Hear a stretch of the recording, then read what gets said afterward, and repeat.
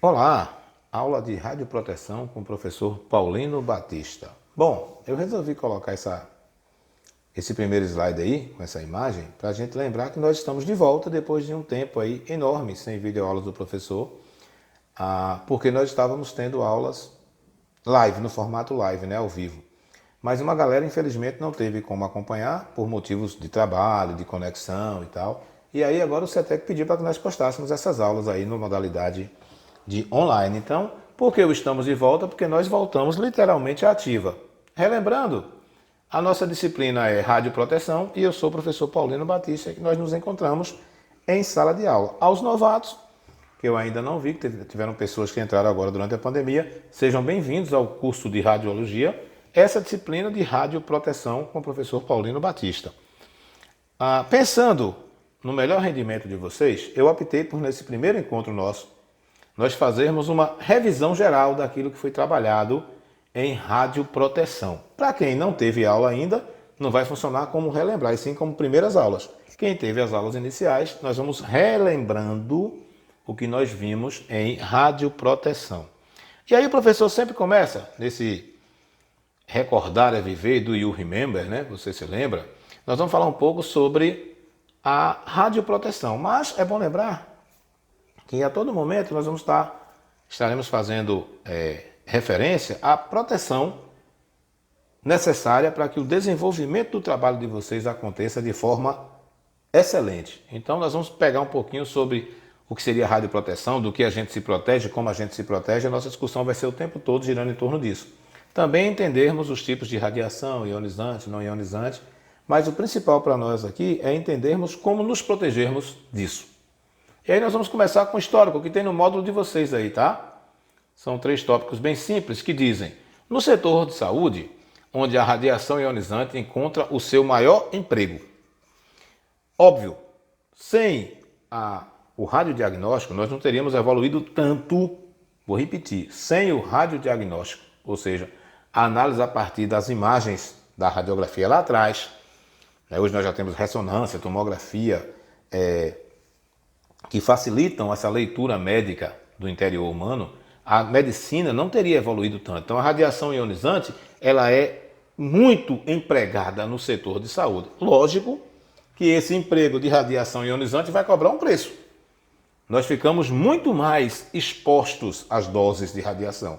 Mas é bom lembrar, antes que a gente entre em desespero, que essas exposições, elas são controladas por normas que nós vamos discutir ao longo da nossa disciplina, por normas regulamentadoras. Essa exposição à radiação, ela vai ser mitigada por equipamentos de proteção, sejam eles individuais ou coletivos, por normas de conduta, por regras simples e claras de tempo de exposição, de distanciamento de exposição. Isso vai ficar muito claro na nossa cabecinha ao longo desse nosso curso de radioproteção. Onde mais são realizadas pesquisas no sentido de produzir o maior benefício com o menor risco possível. Ou seja, o emprego da radiação ionizante, ele tem aspectos negativos, que é a exposição à radiação. Mas esse aspecto positivo, a exposição à radiação, ele não pode ser maior do que os aspectos positivos, que são a clareza no diagnóstico, a leitura mais apropriada do que está acontecendo por conta do médico. Isso tudo o radiodiagnóstico proporciona. Então o estudo repercute em cima disso. Como é que nós vamos transformar isso em questões apenas positivas? Essa é a função de radioproteção. Vamos adiantar mais um pouquinho. Aqui nós temos 2 siglas de organizações que controlam essas emissões, essas exposições às doses de radiações no território brasileiro. São 2 órgãos que nós vamos falar continuamente em nossas aulas. Tá? O Instituto de Radioproteção e Dosimetria, o IRD, Instituto de Radioproteção e Dosimetria, Instituto de Radioproteção e Dosimetria. E o segundo, já tem o nome aí, a Comissão Nacional de Energia Nuclear. Professor, qual é o mais forte? Óbvio que o primeiro. Comissão Nacional de Energia Nuclear é muito mais amplo do que Instituto de Radioproteção e Dosimetria. Tá? Vamos entender um pouquinho sobre isso, sobre esses 2 órgãos. Vamos lá. Apesar dos esforços de alguns órgãos governamentais em difundir conhecimentos voltados para as atividades de proteção radiológica, como o IRD e o CNEM, ainda é pouco o conhecimento ou o domínio do conhecimento a respeito dos efeitos maléficos produzidos por exposições que ultrapassam os limites permitidos. Por que nós temos domínio de conhecimento ainda, professor, restrito com relação a isso? O universo nuclear, ele ainda é estudado cotidianamente pelas pessoas. Então nós sabemos muito pouco com relação a ele ainda. Temos muito a descobrir. Já evoluímos? Já. Bastante. Hoje você tem mecanismos de proteção individual e coletivo que permitem a utilização e o manuseio desses equipamentos que emitem radiação, dessas fontes emissoras de radiação, muito menos maléficos do que há 10, 15 anos atrás. Estamos num processo evolutivo, mas ainda as pessoas sabem muito pouco sobre isso. Por isso que é importante a disseminação da informação positiva, do que há de positivo quanto a isso. Por exemplo, alguns dados do IRD são assustadores. Mas primeiro, antes desse dado do IRD, eu vou abrir duas imagens e eu queria que vocês me dissessem o que elas significam. O que é que essas duas imagens significam para a gente? A segunda é autoexplicativa, raio-x em uso. Essa luz vermelha acesa significa não se pode mexer na porta, não abrir a porta, não bater na porta, não incomodar. A primeira imagem é o símbolo de radiação. Todo mundo conhece esse símbolo. Isso aí significa o quê, professor Paulino? Mantenha a distância. Não manuseie. Fique longe. Perigo de morte. Todo mundo sabe disso. Não é para a gente brincar. Mas o IRD traz alguns dados. Recapitulando, Instituto de Radioproteção e Dosimetria. 80% dos trabalhadores que lidam diretamente com fontes emissoras de radiação ionizantes pertencem ao setor de saúde. Professor, isso é um dado ruim ou positivo? Positivo.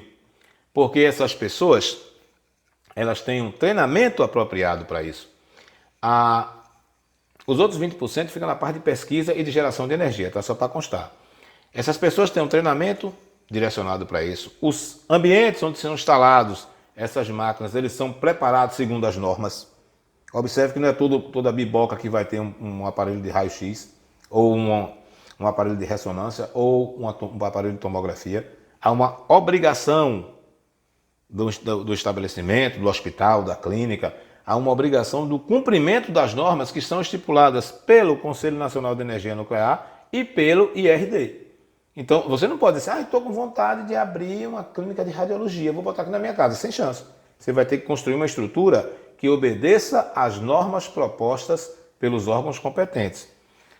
Este dado, em última análise, ressalta o compromisso e a responsabilidade que Vigilância Sanitária deve assumir perante a sociedade brasileira. Lembrando, esse compromisso da Vigilância Sanitária, essa responsabilidade, não deve ficar apenas na esfera municipal.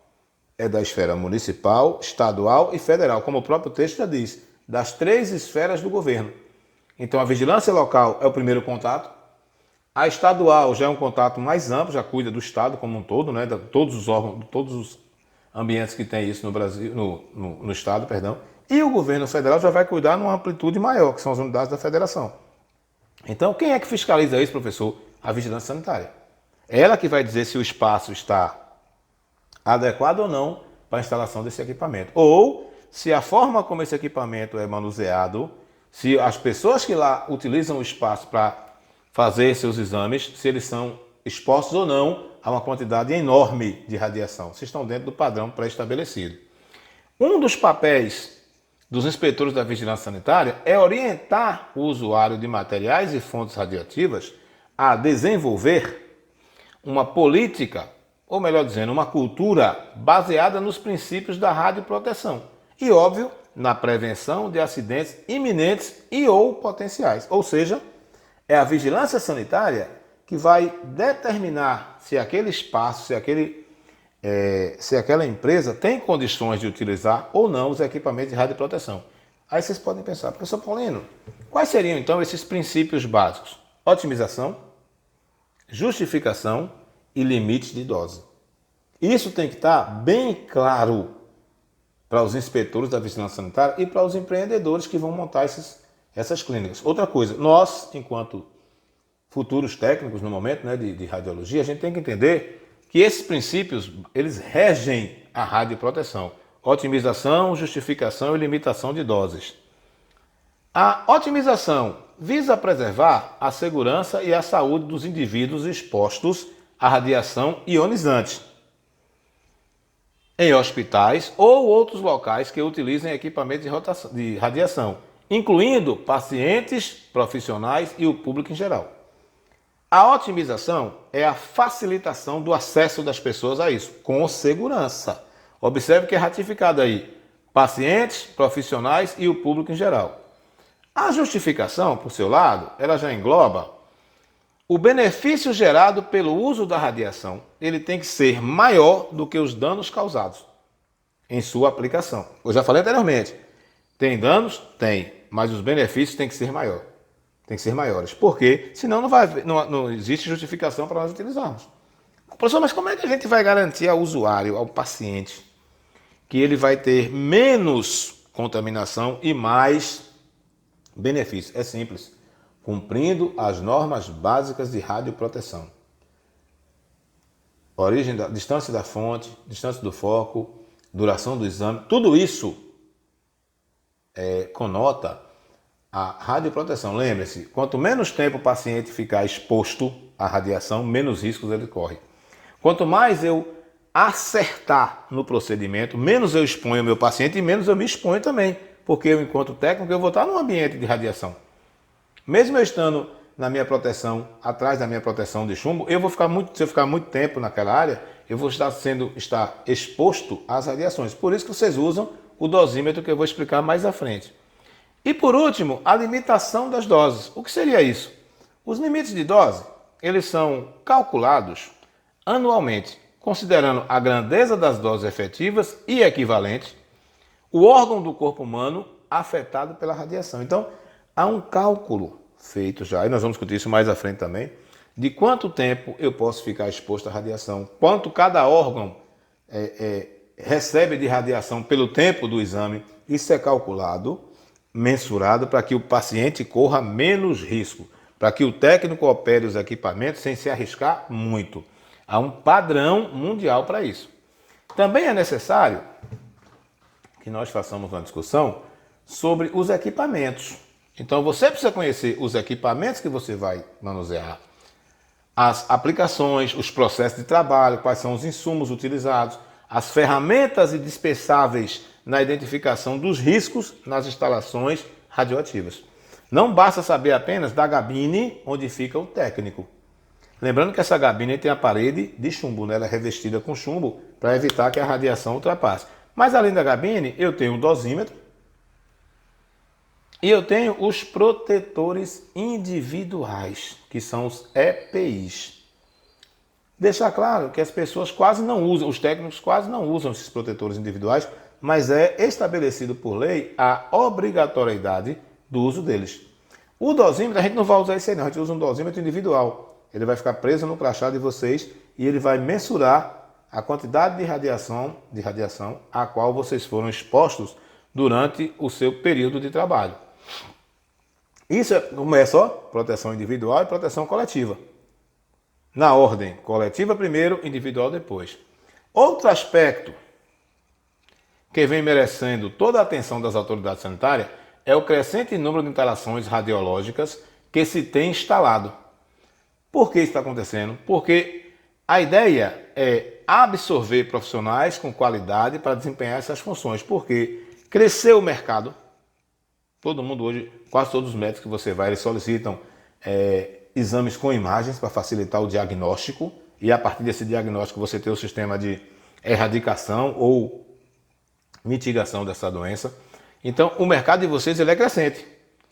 Nós vamos ter vaga para técnicos. O problema é que a vigilância sanitária tem que dar conta do acompanhamento desse crescimento no número de estabelecimentos que utilizam processos radiológicos, para que eles não sejam instalados à revelia, sem obedecer o mínimo possível das normas solicitadas pelo Conselho Regional, tá? Perdão, pelo Conselho Nacional de Energia Nuclear e pelo IRD.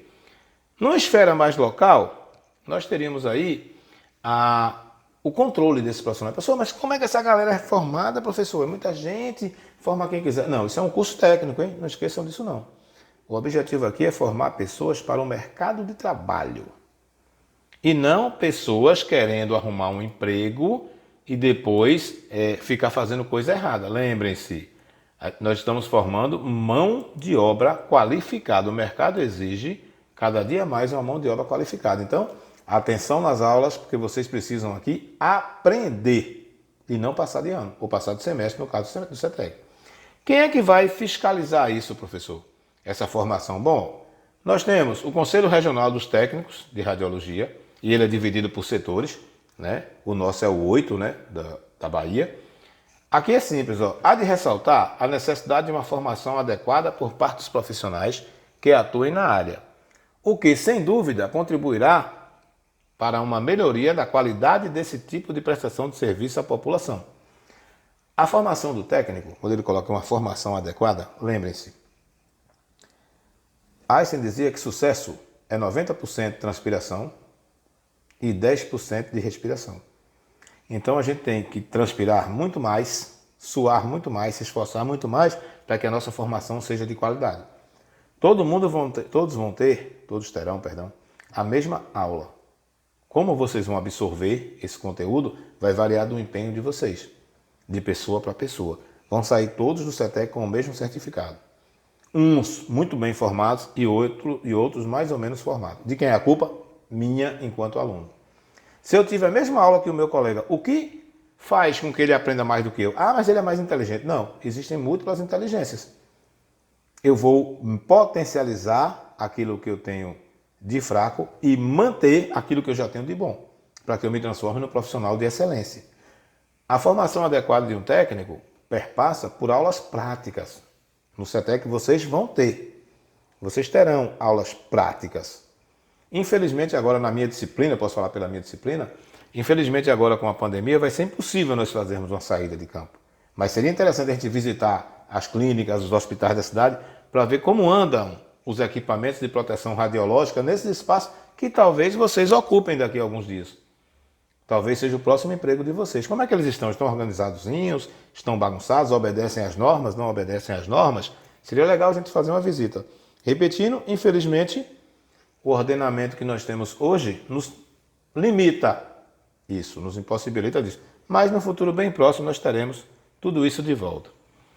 Vamos mudar um pouquinho, já que o professor já falou um pouco sobre a radioproteção, sobre a evolução da radioproteção, da necessidade da radioproteção, né, que é a proteção com relação à radiação. Vamos falar um pouquinho sobre radiação, essa partezinha final dessa primeira aula nossa. Eu gostaria de falar sobre as fontes de radiação ionizantes.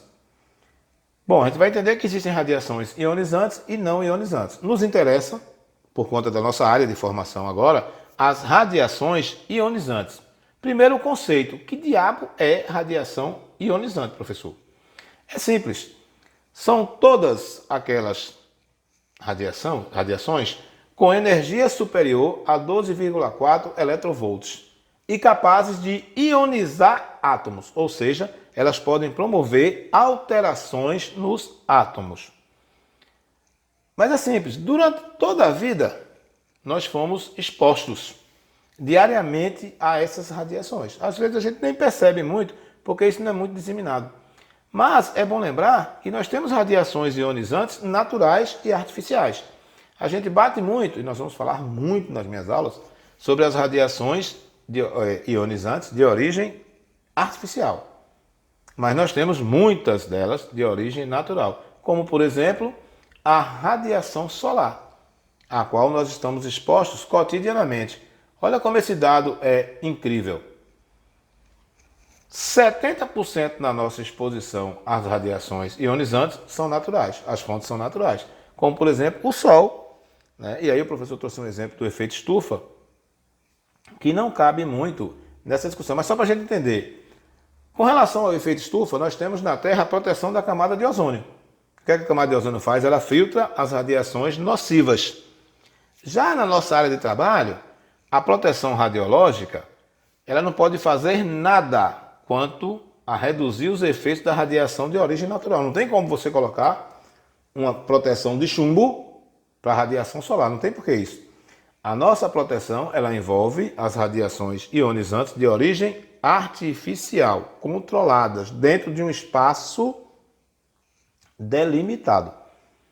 Para essas radiações naturais, o conselho é bloqueador solar, protetor solar, não se expor ao sol. Lembrar daquele ensinamento que nós tivemos até a década de 90, que era errado, né? Que era para você só se expor ao sol até as 10 da manhã e a partir das 15 horas. Mudou. Hoje a nomenclatura diz que é para a gente se expor apenas até antes das 8 e depois das 17 horas. E a gente sempre inverte isso, né? Tipo, a gente vai para a praia entre 10 e 15. A gente vai para a piscina entre 10 e 15, que é o horário que não era para a gente estar exposto, a gente se expõe. Depois vamos reclamar de câncer de pele, de catarata, de envelhecimento precoce. Elementos provocados pela exposição excessiva à radiação solar. Aí os caxias de plantão vão dizer assim, professor, mas tem a vitamina D. Lembrem-se, tudo em excesso faz mal. Água em excesso mata, só para a gente ter uma ideia. Então, nenhum excesso é legal, só para a gente ilustrar essas configurações. Bom, já que a proteção radiológica não pode fazer quase nada com relação às radiações de origem natural, nós podemos pensar nas radiações de origem artificial, que nos rodeiam. Essa imagem que o professor trouxe aí é só um exemplo. Ó. No que diz respeito às fontes artificiais, todo esforço deve ser direcionado a fim de controlar os seus efeitos nocivos. E aí o professor trouxe uma lista de radiações ionizantes que nós temos contato todo santo dia. Por exemplo, radiação infravermelho, ferro de passar. Micro-ondas, que é um aparelho doméstico. As lâmpadas, os aparelhos de som da nossa casa. Eles emitem ondas de rádios. Nesse aspecto aí, a proteção radiológica passa a ter um papel importante. Então, nós vamos pensar, já que a gente não pode fazer nada como proteção radiológica, no que diz respeito às radiações ionizantes de origem natural, as artificiais, a gente consegue controlá-las, com equipamentos de proteção individual ou coletiva. Tá? Então, é bom deixar claro que nós somos submetidos, além dos exames de radiodiagnóstico, nós estamos submetidos também, no nosso cotidiano, a várias fontes emissoras de radiação ionizante. E para cada uma delas nós temos medidas de proteção, que é o que a gente vai chamar de radioproteção. Bom, meninos, essa nossa aula termina por aqui. Eu espero que vocês tenham gostado. Como o meu próprio slide final diz, ainda não acabou, mantenha a calma, porque ainda não acabou. Nos vemos na nossa segunda aula de radioproteção. Fiquem com Deus e até o nosso próximo encontro.